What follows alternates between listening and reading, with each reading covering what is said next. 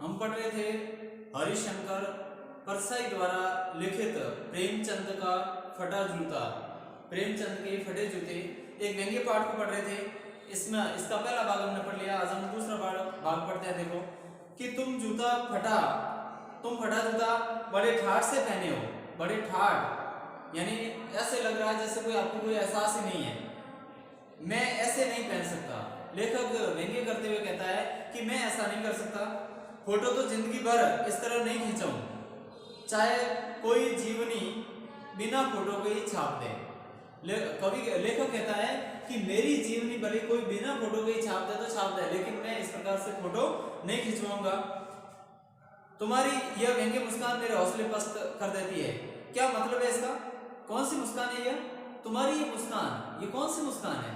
इसका क्या मतलब हुआ? जो फोटो के अंदर आपकी मुस्कान दिख रही है वो मुस्कान व्यंग्य मुस्कान है और मेरे हौसले को दुरुस्त कर देती है, एक तरह से पस्त यानी हरा देती है।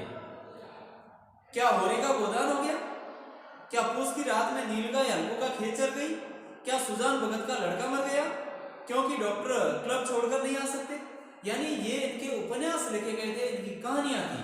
पूस की रात है, गोदान एक उपन्यास है, और ऐसे ही ये सुजान भगत का लड़का मरना, डॉक्टर का क्लब छोड़कर नहीं आना, तो ये सब कुछ इनके द्वारा दूसरों पर व्यंग्य किया गया था, हंसी उड़ाई गई थी। और यहाँ पर अपने ही फोटो में अपनी ही हंसी उड़ रही है। नहीं, मुझे लगता है माधो औरत के कफन के चंदे के पैसे चंदे की शराब पी गया।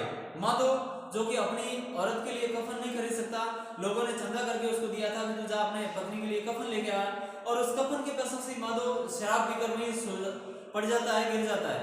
तो वो हो गया, वही मुस्कान मालूम होती है। मैं तुम्हारा जूता फिर देखता हूं कैसे फट गया यह मेरी जनता के लेखक। हे मेरी जनता के लेखक, आपका ये जूता कैसे फट गया है? क्या बहुत चक्कर काटते रहे? क्या बहुत सारे चक्कर काटे इस कारण से फट गया? क्या बनिए के तकादे से बचने के लिए मील 2 मील का चक्कर लगाकर घर लौटते रहे? क्या बनिए का तकादा नहीं रहे इसलिए हमेशा उसका चक्कर काटते रहे? बनिए के यहाँ जाते आते रहे उधारी चुकाने के लिए? चक्कर लगाने से जूता फटता नहीं, घिस जाता है। चक्कर लगाने से जूता फटता नहीं है, घिस जाता है। कुंभन दास का जूता भी फतेहपुर सीकरी आने जाने से घिस गया था।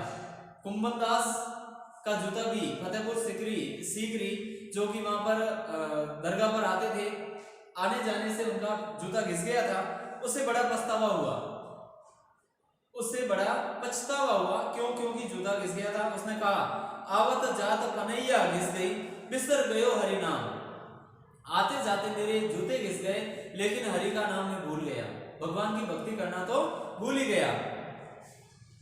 और ऐसे बुलाकर देने वालों के लिए कहा था, जिनके देखे दुख उपजत है तिनको करबो परे सलाम। और ऐसे बुलाकर देने वालों को, जो फतेहपुर सीकरी को आते जाते रहते थे, उनके यानी राजा के यहाँ जो सलाम करते थे, इस कारण से कहा कि जिनको देखने मात्र से दुख पैदा होता है उनको सलाम करना पड़ता है। चलने से जूता घिसता है, फटता नहीं। तुम्हारा जूता कैसे फट गया? तुम्हारा जूता फटा कैसे? ये एक तरह से व्यंग्य सवाल किया गया है।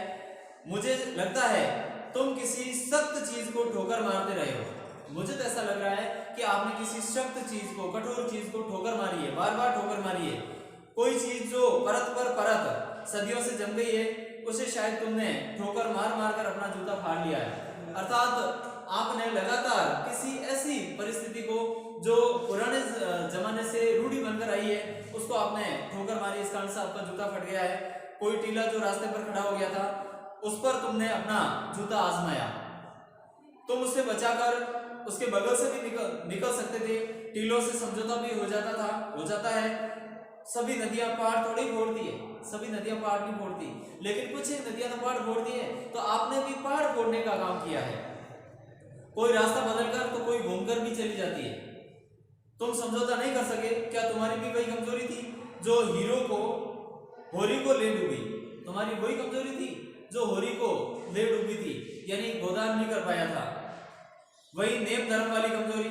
नेम धर्म उसकी भी जंजीर थी, एक तरह से उसकी भी वो जकड़न थी, उसमें झगड़ा हुआ था।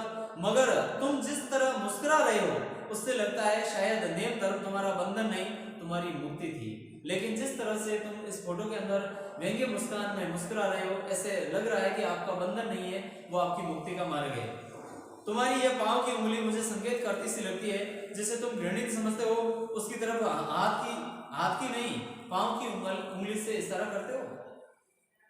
यानी ये तुम्हारी उंगली है जो सेवा करती हुई लग रही है। मुझे ये संकेत लग रहा है कि तुम जिसको घृणित समझते हो उसको बार बार ठोकर मारते हो, बाकी जिसको आपको व्यंग्य करना हो सीधी उंगली से आप उसके ऊपर उठा लेते हो, यानी सीधा सीधी बात बोल देते हो।